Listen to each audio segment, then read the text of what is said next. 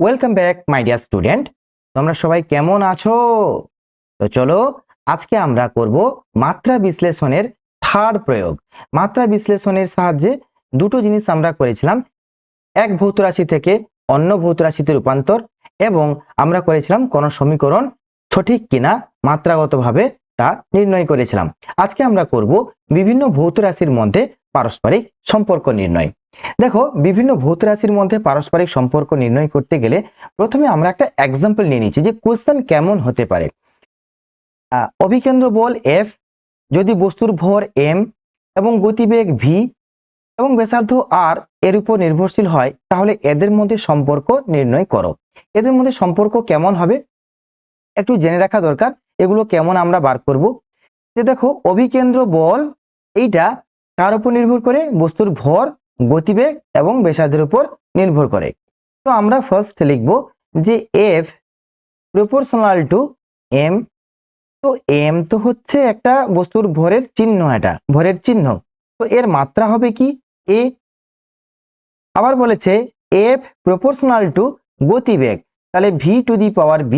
আবার F proportional to বলেছে r, তার মানে r to the power c। আর তো কিছু একটা ঘাত তো থাকবে, স্কয়ার কি রুট কি যাই হোক থাকবে। তো একটা সমীকরণ যখন বানাচ্ছি তার ঘাতটা আমরা ধরে নিলাম a b c। এবার আমরা কি করব? এই সমানুপাতিক গুলোকে তুলবো।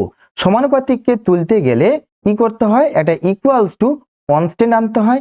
তো এটাকে আমরা ধরলাম কে, আর কে কে বলা হচ্ছে কি না সমানুপাতিক ধ্রুবক। এটা হচ্ছে ডাইমেনশনলেস, মাত্রা বিহীন একটা সমানুপাতিক ধ্রুবক।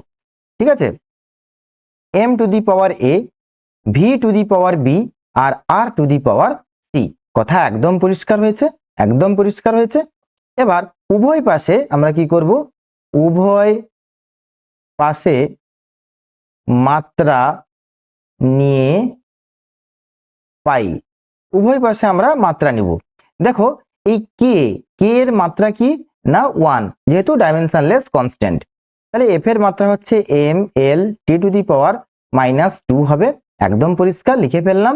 ইকুয়ালস টু কে এর মাত্রা হচ্ছে 1, যেহেতু মাত্রাহীন ধ্রুবক এটা। এরপর আসছে m মানে হচ্ছে m টু দি পাওয়ার ভর, তো m to the power a। যদি বলে গতিবেগ, তাহলে l t to the power -1 whole to the power b। আর দিয়েছে r মানে হচ্ছে l to the power c। তো একদম পরিষ্কার হয়েছে। তাহলে আমরা LHS আর RHS টাকে আরেকটু সিম্পলিফাইড করে লিখে ফেলছি। m l t to the power -2 লিখলাম equals to m to the power a।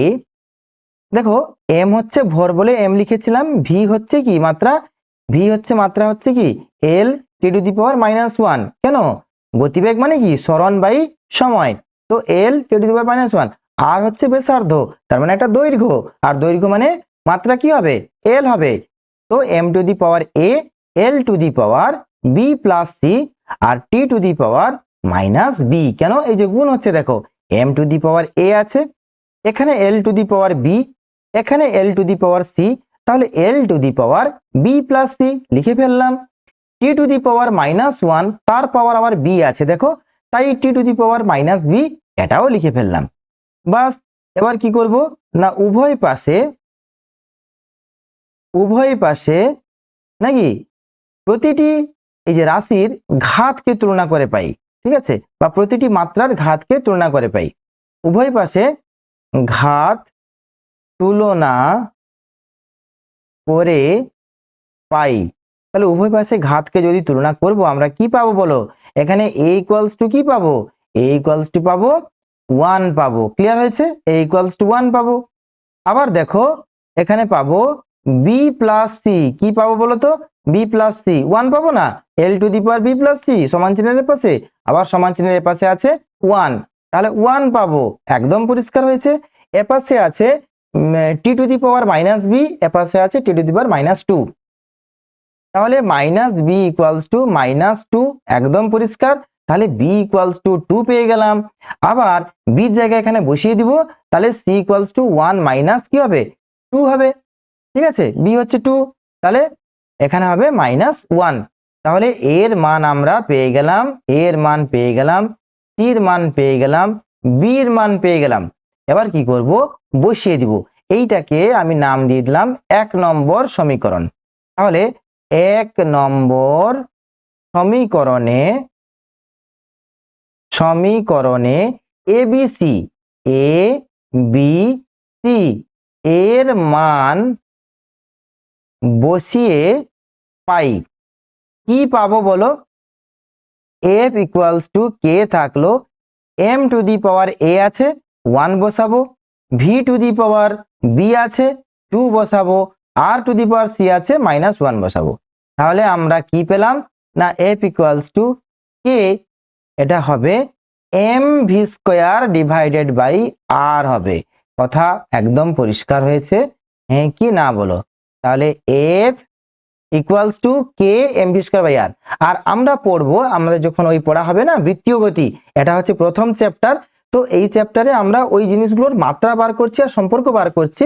In details তো আমরা জানি না, যখন চ্যাপ্টার পড়া হবে তখন আমরা ইন ডিটেলস আমরা জেনে যাব। তো এখন জানলাম কি, যে অভিকেন্দ্র বল আর এই বস্তুর ভর, গতিবেগ, ব্যাসার্ধের মধ্যে সম্পর্ক কেমন হলো না F equals to K MV square by R. এই কে এর মান অ্যাকচুয়ালি 1 হয়। এই কে এর মান কত হবে মাত্রা বিশ্লেষণের সাহায্যে কিন্তু আমরা বার করতে পারি না। আর এটাই হলো মাত্রা বিশ্লেষণের ব্যর্থতা। আজকেই আমরা সমস্ত এক্সাম্পল করে নেওয়ার পর এই মাত্রা বিশ্লেষণের ব্যর্থতা নিয়েও ডিসকাশন করব। তো চলো নেক্সট একটা আমরা এক্সাম্পল নিয়ে নিচ্ছি। এক্সাম্পল নাম্বার 2 বলেছে সান্দ্রতাজনিত ঊর্ধ্বমুখী বিরুদ্ধ বল এফ, সান্দ্রতা বল, ঠিক আছে? তোমরা ক্লাস 9 এ বোধহয় পড়েছিলে সান্দ্রতাজনিত বিরুদ্ধ বল, মানে ভিসকাস ফোর্স যাকে আমরা বলছি।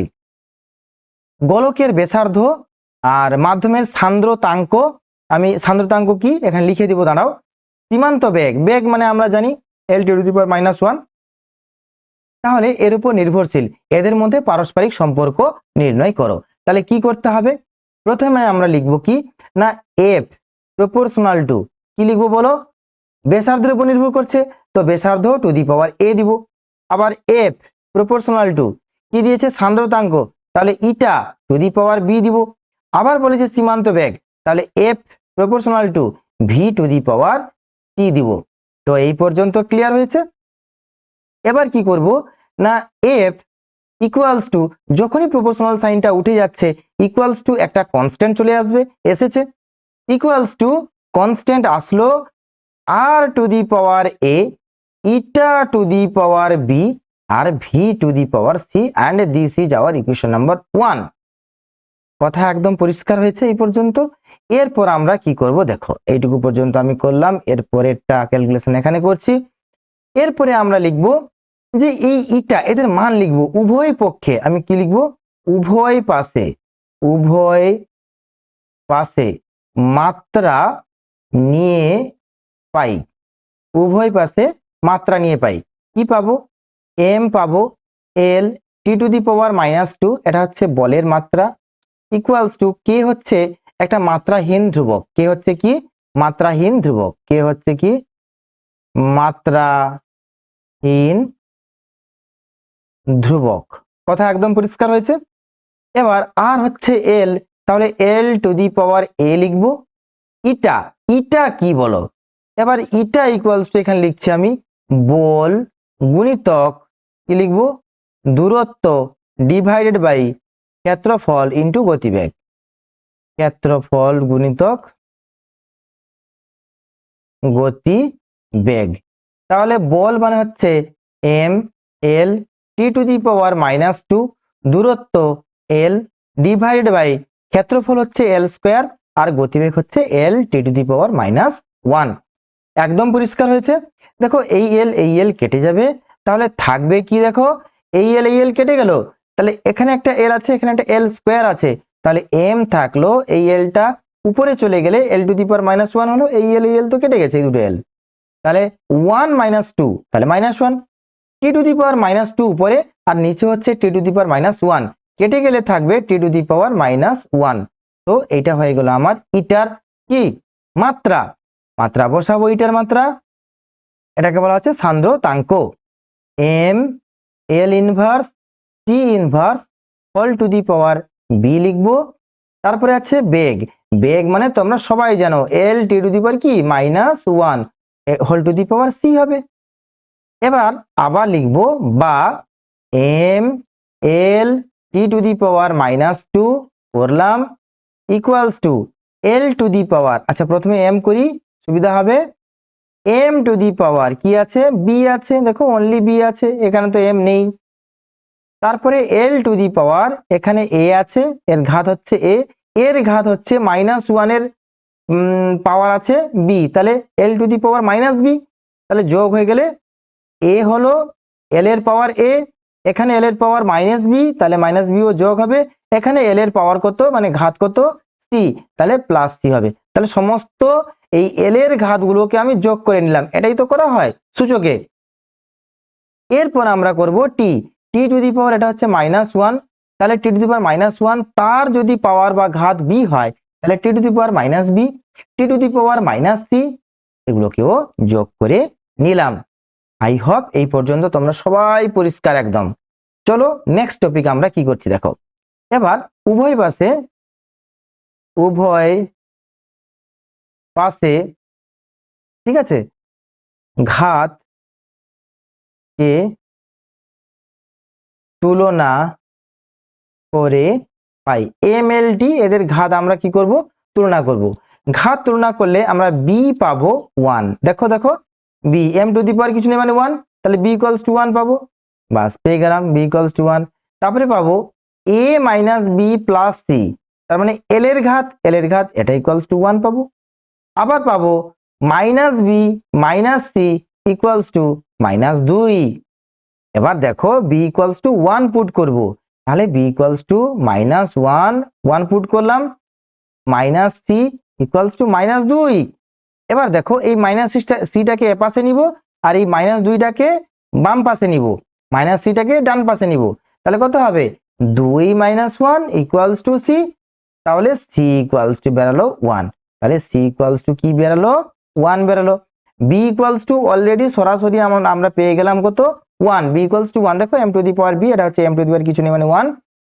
এবার বসিয়ে দিব, দেখো সি 1 পেয়েছি বি 1 পেয়েছি, তাহলে এ সমান কি হবে দেখো এটা হচ্ছে -1, এটা হচ্ছে +1, দুটো তো 1 বেরিয়েছে, কেটে যাবে, দেখো কেটে যাবে, তাহলে এ ইকুয়ালস টু কত 1, তাহলে সবগুলোই 1 বেরোলো যে, হ্যাঁ বেরিয়েছে সবগুলো 1, তাহলে এই এবিসি এর মান 1 নম্বর সমীকরণে বসিয়ে পাই, লিখবে এরকম এ বি ও সি এর মান 1 নম্বর সমীকরণে বসিয়ে পাই, তাহলে বসালে কি পাবো বলো, বসালে পাবো এফ ইকুয়ালস টু কে থাকলো নাকি, তো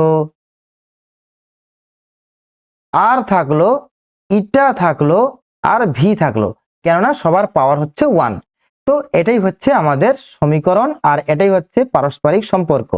অ্যাকচুয়ালি কি হয় eta equals to 6 pi eta R V, কি বললাম এটা এই কে এর মানটা 6 পাই হয়, যদি মানে এক্সাক্ট সমীকরণ তোমাকে বলতে হয় তাহলে এই কে এর মান দাঁড়াবে 6 পাই, কি বললাম 6 পাই।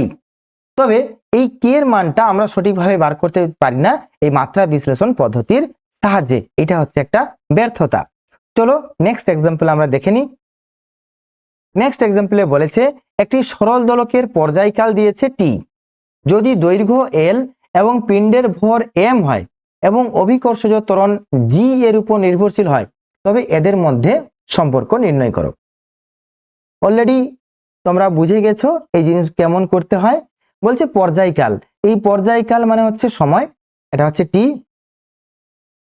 তাহলে টি প্রপোর্শনাল টু কার উপর নির্ভর করে দৈর্ঘ্য, তাহলে এল টু দি পাওয়ার এ করব, পিণ্ডের ভর এম, তাহলে টি প্রপোর্শনাল টু আমরা কি করব পিণ্ডের ভর এম মানে M to the power B করব, ভরের উপর নির্ভর করছে। তারপরে হচ্ছে অভিকর্ষ ত্বরণ জি, তাহলে টি প্রপোর্শনাল টু আমরা কি করব জি টু দি পাওয়ার সি করব, একদম পরিষ্কার হয়েছে কথা। তো এবার এই টি ইকুয়ালস টু একটা কনস্ট্যান্ট আনবো, দিয়ে কি করব না L to the power A M to the power B আর হচ্ছে G to the power C, যেখানে কে হচ্ছে কি মাত্রাহীন ধ্রুবক, মাত্রাহীন, একে বলা হচ্ছে কি মাত্রাহীন ধ্রুবক। একদম পরিষ্কার হয়েছে। চলো এরপরে আমরা কি করব না উভয় পাশে মাত্রা নিব, উভয় পাশে মাত্রা নিয়ে পাই। উভয় পাশে যদি মাত্রা নিব তাহলে কি পাবো দেখো, টি তো টি মানে সময়, সময় মানে এখানে m0 l0 t কেবলমাত্র সময়। তো ইট ইজ ইকুয়ালস টু কি করব দেখো, কে হচ্ছে মাত্রাহীন ধ্রুবক, মাত্রাহীন ধ্রুবক মানে তার মাত্রা কি হয় 1 হয়। এই যে এল করেছি না, এল তো হচ্ছে এল, এল তো হচ্ছে এল, এল এর হচ্ছে এ। এবার দেখো দৈর্ঘ্য হচ্ছে এল, তাহলে দৈর্ঘ্য যদি এল হয় তার মাত্রাও এল, দৈর্ঘ্যের মাত্রা এল হয়। ভর দিয়েছে, ভর মানে কি আমরা জানি এম, ক্যাপিটাল এম হয়, টু দি পাওয়ার বি। জি দিয়েছে, আচ্ছা জি মানে হচ্ছে কি ত্বরণ, ত্বরণ মানে কি গো, ত্বরণ মানে কি বলো, ত্বরণ মানে হচ্ছে কি ত্বরণ, দেখো গতিবেগ বাই সময়, তার মানে সরণ বাই সময়ের হোল স্কয়ার। আর সরণ মানে কি এল, আর এটা হচ্ছে টি টি স্কয়ার, তাহলে এটা হবে এল টি টু দি পাওয়ার -2, এটা হচ্ছে ত্বরণ। তাহলে আমরা কি পেলাম এল টি টু দি পাওয়ার -2, এইটা whole to the power C পেলাম। একদম পরিষ্কার হয়েছে। তো এখানে পাবো m0 l0 t equals to আমরা কি পাবো না এল টু দি পাওয়ার, এখানে দেখো এ এর ঘাত কত এ, এখানে একটা এল আছে, এল আছে মানে whole to the power C মানে কি এরও ঘাত সি এরও ঘাত সি, তাহলে এ আর এখানে সি এটা যোগ হয়ে যাবে তাই না, এক্স টু দি পাওয়ার মনে কর x square into x cube, তাহলে কত হয় এক্স টু দি পাওয়ার 2 + 3 সমান এক্স টু দি পাওয়ার 5 হয়। তো এক্স্যাক্টলি সেই জিনিসই তো করা হয়েছে এখানে করলাম। M to the power only B আছে, আর টি টু দি পাওয়ার কত আছে বলতো টি টু দি পাওয়ার -2c হয়েছে। এবার উভয় পাশে ঘাতকে আমরা কি করব তুলনা করব, উভয় পাশে ঘাত তুলনা করে পাই, উভয় পাশে ঘাত তুলনা করে পাই, প্রতিটি মাত্রার ঘাত আমরা তুলনা করে পাই। কি পাবো এল, আগে আগে এমটা বার করে নিব, এম হচ্ছে বি, তাহলে বি ইকুয়ালস টু 0 পেলাম প্রথমে। তারপরে এল টু দি পাওয়ার 0, তার মানে এ প্লাস সি ইকুয়ালস টু 0 পেলাম। তারপরে সি দেখো এটা 1, তাহলে -2c ইকুয়ালস টু 1, তাহলে সি ইকুয়ালস টু -1/2 পেলাম। ঠিক আছে, সি ইকুয়ালস টু যেহেতু -1/2 পেয়েছি, তাহলে এ ইকুয়ালস টু কি পাবো -c, তার মানে হচ্ছে +1/2। তাহলে আমরা এ পেয়ে গেলাম, বি পেয়ে গেলাম, সি পেয়ে গেলাম। তাহলে আমরা কি করব এবিসি এর মান 1 নম্বর, এটাকে 1 নম্বর সমীকরণ দিতে হবে। এবিসি এর মান এ বি সি এর মান 1 নম্বর সমীকরণে বসিয়ে পাই, সমীকরণে বসিয়ে পাই। 1 নম্বর সমীকরণে বসালে আমরা কি পাবো দেখো, টি ইকুয়ালস টু কে থাকলো, এল টু দি পাওয়ার এ ছিল, এ মানে হচ্ছে হাফ লিখে ফেললাম, ঠিক আছে, M to the power B ছিল তার মানে 0 লিখে ফেললাম, আর G to the power C ছিল -1/2 লিখে ফেললাম। এই পর্যন্ত একদম পরিষ্কার হয়েছে। ইকুয়ালস টু কে থাকলো, দেখো এল টু দি পাওয়ার হাফ রাখলাম, আর G to the power -1/2 K G to the পাওয়ার -1/2 নিচে লিখে, জি টু দি পাওয়ার +1/2 লিখে ফেলবো নিচে, +1/2 লিখে ফেলবো নিচে, কথা পরিষ্কার। এম টু দি পাওয়ার 0 মানে 1, কোন সংখ্যার ঘাত 0 হলে কি হয় 1 হয়, তার কি করে দেখিয়ে দিচ্ছি।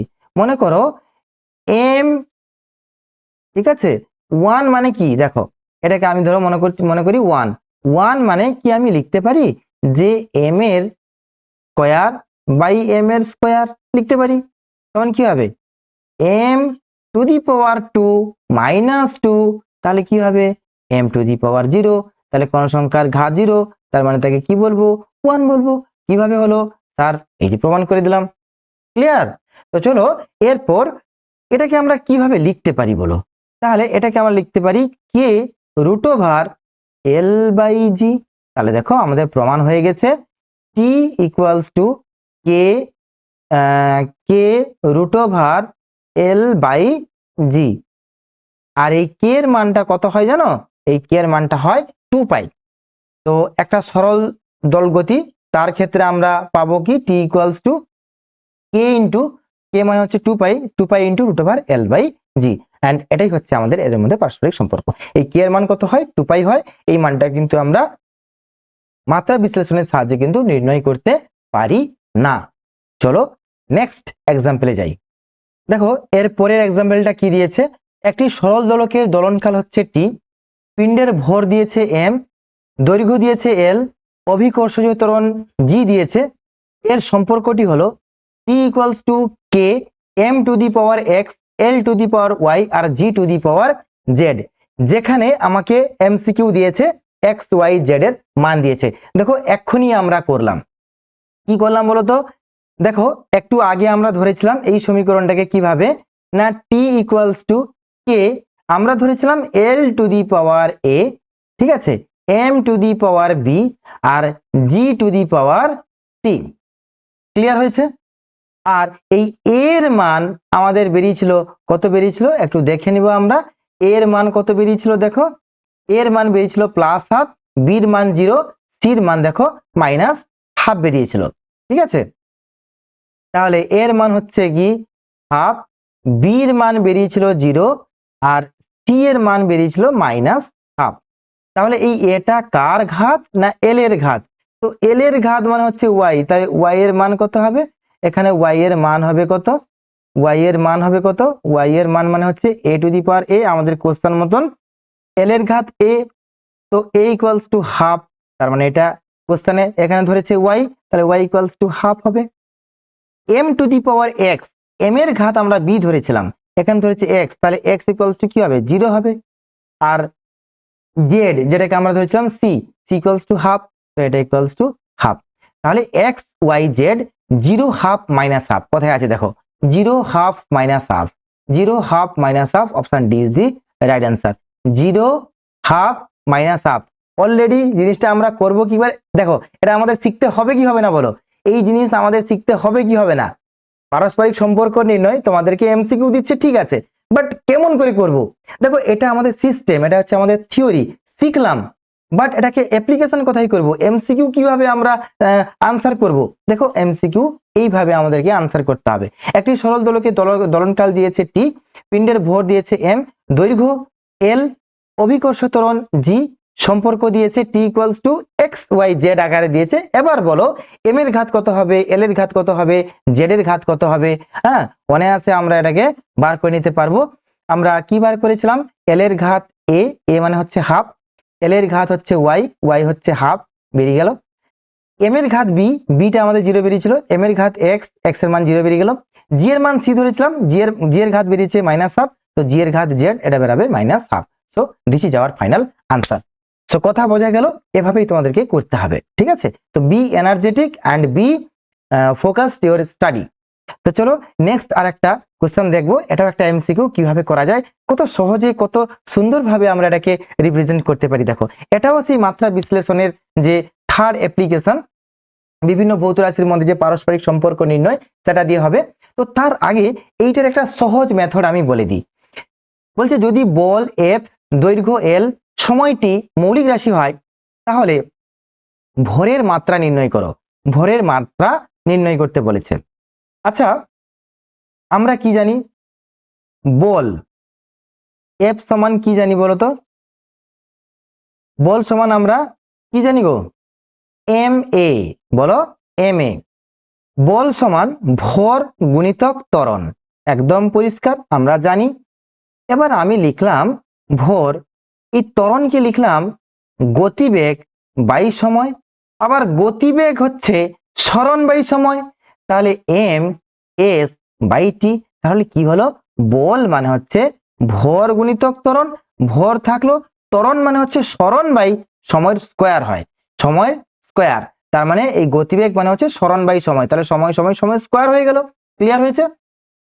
এবার আমাকে বার করতে বলেছে এম, তাহলে দেখো এখান থেকে এই সমীকরণ থেকে এম ইকুয়ালস টু কি পাবো? এম ইকুয়ালস টু পাবো F T square by S, এবার মাত্রা বলেছে, তাহলে এম এর মাত্রা কি পাবো? এম এর মাত্রা পাবো এফ এর মাত্রা টি, টি স্কোয়ার মানে ক্যাপিটাল টি এর মাত্রা বাই এস, এস মানে হচ্ছে কি, এটা হচ্ছে এস মানে হচ্ছে সরণ, সরণ মানে হচ্ছে কি এল, দৈর্ঘ্য, তাহলে নিচে আছে, তাহলে এটা হচ্ছে L to the power minus one. উত্তর হয়ে গেছে, দেখো এফ হবে L to the power minus one হবে, টি স্কোয়ার হবে। ঠিক আছে, তো এইটা হচ্ছে একটা মেথড। ঠিক আছে, যে M equals to F T square by S, এই ফর্মুলা থেকে বার করলাম। এখানে এফটাকে বলেই দিয়েছে মৌলিক রাশি, এম এর কোনো মান আমরা বসাবো না, এটাই মৌলিক রাশি। আর এগুলো তো মৌলিক রাশি আমরা জানি, এখানে এফ এর কোনো মান বসানো যাবে না, কারণ এফটাকেই বলে দিয়েছে তোমাকে মৌলিক রাশি, মানে এফ আকারে রাখতে হবে। যখন ভরের মাত্রা বার করছি তখন এফটাকে রাখতে হবে মৌলিক রাশি আকারে, অর্থাৎ এফটাকে এফ আকারেই রাখবো।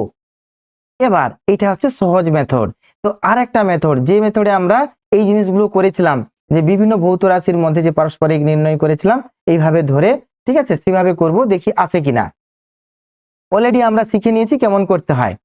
ভরের মাত্রা নির্ণয় করতে বলেছে, তাহলে তাদের মধ্যে পারস্পরিক সম্পর্ক যদি পেয়ে যাই তাহলে তো মাত্রা পেয়ে যাব। খুব সুন্দর, দেখো এম প্রপোর্শনাল টু, আমরা কি করব, এফ করব, এফ টু দি পাওয়ার এ করতে হয়। আবার M proportional to L to the power B করব, আবার M proportional to T to the power C করব। ক্লিয়ার হয়েছে? তাহলে এম ইকুয়ালস টু একটা কে আসবে, F to the power A, L to the power B, আর একটা হচ্ছে টি টু দি পাওয়ার সি। এটা আমার 1 নম্বর সমীকরণ। এবার আমরা কি করব, উভয় পাশে মাত্রা নিব। তো এম এর মাত্রা কি হবে, এম আর কিছু নেই মানে এল জিরো টি জিরো লিখে নিতে পারবো, ইকুয়ালস টু কে হচ্ছে মাত্রাহীন ধ্রুবক, কোনো মাত্রা হয় না, এফ হচ্ছে M L T to the power minus two. ঠিক আছে, লিখলাম। এল, এল হচ্ছে কি এল টু দি পাওয়ার, এটা বি, এটা হচ্ছে এ, আর টি হচ্ছে সময়, এটা টু দি পাওয়ার টি। লেখা হয়ে গেল। বা M L zero T to the power zero লিখে ফেললাম, ইকুয়ালস টু এখানে আছে এম, এর মাথায় এ আছে, রাখলাম, আর কোনো এম আছে কি, নেই। এল, এল এর মাথায় এ আছে, এল এর মাথায় বি আছে, তো এ প্লাস বি হলো। এখানে টি এর মাথায় মাইনাস টু এ, এখানে টি এর মাথায় সি, তাহলে টি এর মাথায় minus two A plus C হলো। এই ঘাতে ঘাতে তো গুণ হয়, মাইনাস টু এ এটা সি। তো এই জিনিসটা হলো আমার সমাধান করার পর। এবার আমরা কি করব না, উভয় পক্ষে ঘাতকে তুলনা করে পাবো। কি পাবো, a ইকুয়ালস টু 1 পাবো, a ইকুয়ালস টু 1 পাবো। এখানে a plus B equals to কি পাবো, 0 পাবো। এখানে minus two A plus C কি পাবো, 0 পাবো। তাহলে a ইকুয়ালস টু 1 বসালে 1 প্লাস বি ইকুয়ালস টু 0, তাহলে b ইকুয়ালস টু মাইনাস 1 পেলাম। এর জায়গায় 1 বসাবো, minus two into 1 plus C equals to 0, তাহলে সি ইকুয়ালস টু 2 পেলাম। তাহলে আমরা কি পেলাম, a equals to 1, b equals to minus 1, c equals to 2। এবার এই মানগুলো অর্থাৎ এবিসি এর মান নিয়ে আমরা 1 নম্বরে বসিয়ে দিব। আর এটা আমরা পেয়েছিলাম মেথড 1, মেথড 1। এটা আমরা করছি মেথড 2, এটা হচ্ছে সেকেন্ড মেথড, মানে অল্টারনেটিভ মেথডে আমরা করলাম।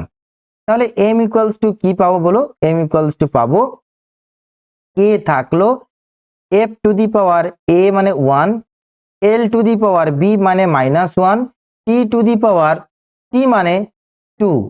তাহলে এবার m এর যদি মাত্রা নিই, দেখো এই k এর মাত্রা কত হয়, মাত্রাহীন রাশি, তো তাহলে 1 হবে। f থাকলো l to the power minus 1, এগুলো সবই কিন্তু ফান্ডামেন্টাল, ঠিক আছে, বলেই দিয়েছে মৌলিক রাশি। আর টি স্কোয়ার থাকলো, দেখো একই জিনিস বেরিয়ে গেছে, অপশন ডি এর অপশনটাই বেরিয়ে গেছে, এফ এল ইনভার্স টি স্কোয়ার, এফ এল ইনভার্স টি স্কোয়ার। এটা হচ্ছে এল ইনভার্স টি স্কোয়ার, কথা একদম পরিষ্কার হয়েছে, এফ এল ইনভার্স টি স্কোয়ার, অপশন ডি হচ্ছে রাইট অ্যান্সার। তাহলে এই টাইপের কোশ্চেন যদি থাকে তুমি এই মেথডে করতে পারো বা তুমি এই মেথডে করতে পারো, তোমার যেভাবে আমি বললাম F equals two M A, এখান থেকে সূত্র ধরে করতে পারো। ঠিক আছে, তো এটা হচ্ছে আমাদের চিরাচরিত প্রথা। এটা হচ্ছে যদি আমরা শিখি এখান থেকে কত ধরনের এমসিকিউ হতে পারে, তাহলে এমসিকিউ থিওরি জানা থাকলে এমসিকিউ কিভাবে করা যায়, তো আজকের ভিডিও তারই নিদর্শন। তো চলো আজকে আপাতত আমরা শেষ করলাম মাত্রা বিশ্লেষণের 3টা প্রয়োগ।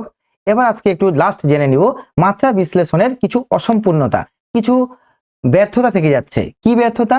না কোনো সম্পর্কে থাকা ধ্রুবক কে, এই কে এর মান কিন্তু নির্ণয় করতে পারে না, মাত্রা বিশ্লেষণের সাহায্যে নির্ণয় করা যায় না। কোনো ভৌত রাশি 3টির বেশি রাশি নিয়ে গঠিত হলে সেই সম্পর্ক প্রতিষ্ঠা করা যায় না। 3টির বেশি রাশি, 3টির বেশি রাশি কি? এই যে মনে করো দিয়েছে না s = ut plus half at square, U আছে, টি আছে, ঠিক আছে, আরো অন্য কিছু কোনো সম্পর্ক থাকতো 3টার বেশি, 3টার বেশি যদি কোনো সম্পর্ক থেকে থাকে তাহলে কিন্তু সেটা সম্পর্ক প্রতিষ্ঠা করা যায় না, ঠিক আছে। আর 3 নম্বরে দেখো কোনো ভৌত রাশি যদি যোগ বা বিয়োগ আকারে থাকে তখন তা প্রতিষ্ঠা করা যায় না, ঠিক আছে। যেমন s = ut plus half at square, এটা কিন্তু প্রতিষ্ঠা আমরা করতে পারবো কি? প্রতিষ্ঠা করতে পারবো না, যেহেতু যোগ আছে। কোন সংখ্যা এই যোগ রাখা যাবে না, এইটুকু যোগ s = ut এটুকু করা যাবে, s = ut প্লাস সামথিং করা যাবে না, যোগ থাকলে করা যাবে না। ত্রিকোণমিতি যুক্ত রাশি sin থিটা cos থিটা এগুলো থাকলে আমরা কিন্তু সম্পর্ক প্রতিষ্ঠা করতে পারবো না। সূচক যুক্ত রাশি অর্থাৎ e⁻x, x⁵ এরকম টাইপের যদি কোনো সংখ্যা থেকে থাকে তাহলে কিন্তু মাত্রা বিশ্লেষণের সাহায্যে সেটা প্রতিষ্ঠা করা যায় না, এগুলো ব্যর্থতা। সব থেকে বড় ব্যর্থতা হচ্ছে যে কে একটা ধ্রুবক থেকে যাচ্ছে তার মান আমরা জীবনেও পাবো না মাত্রা বিশ্লেষণের সাহায্যে। মাত্রাযুক্ত কোনো ধ্রুবক, মাত্রাযুক্ত মাত্রাবিহীন ধ্রুবক কি জিনিস ওগুলো অলরেডি আমি বুঝিয়ে দিয়েছি, প্লেলিস্টে গিয়ে তোমরা ভিডিও সার্চ করে দেখে নিতে পারো। এই সম্পর্কে উপস্থিত থাকলে তা প্রতিষ্ঠা করা যায় না। মাত্রাযুক্ত ধ্রুবক সম্পর্কে দেখো একটা ধ্রুবক রাশি কিন্তু মাত্রা আছে, তাহলে কে হবে? এক্সাম্পল কি হবে আমি লিখে দিচ্ছি। এক্সাম্পল এটা হবে জি হবে, অর্থাৎ মহাকর্ষীয় ধ্রুবক। কি বললাম? জি হবে মহাকর্ষীয় ধ্রুবক। তারপরে হচ্ছে কে স্থির তড়িৎ ধ্রুবক। তারপরে হচ্ছে আর হচ্ছে কি গো? আর হচ্ছে সর্বজনীন গ্যাস ধ্রুবক। লিখে দিচ্ছি আমি, এটাকে বলা হচ্ছে গ্যাস ধ্রুবক, এটাকে বলা হচ্ছে কি সর্বজনীন মহাকর্ষ ধ্রুবক। আর কে কে বলা হচ্ছে কি স্থির তড়িৎ ধ্রুবক। স্থির তড়িৎ ধ্রুবক, ধ্রুবক রাশি কিন্তু তার মান আছে। তো এগুলো যদি কোনো সম্পর্কে থাকে তাহলে কিন্তু সেই সম্পর্ক আমরা প্রতিষ্ঠা করতে পারবো না, এদের মান আমরা নির্ণয় করতে পারবো না। এগুলো হচ্ছে মাত্রা বিশ্লেষণের কিছু অসম্পূর্ণতা বা ব্যর্থতা। আজকের ভিডিও এই পর্যন্ত। এর পরের ভিডিওগুলো আরো ইন্টারেস্টিং, কারণ যে জিনিসগুলো এর পরের ভিডিওতে করাবো সেগুলো যেই বা নিটে বারংবার জিজ্ঞেস করে থাকে, প্রচুর পরিমাণে কোশ্চেন হয় এবং তোমাদের বোর্ডের জন্য অনেক বেশি পরিমাণে এমসিকিউ সেগুলো থেকে হবে। তো মানের ক্রম করাবো, তাৎপর্যপূর্ণ সংখ্যা করাবো, আসন্ন মান করাবো, ত্রুটি করাবো। তো আজকে এই পর্যন্ত। তোমরা সবাই ভালো থেকো, সুস্থ থাকো, টেক কেয়ার, বাই বাই।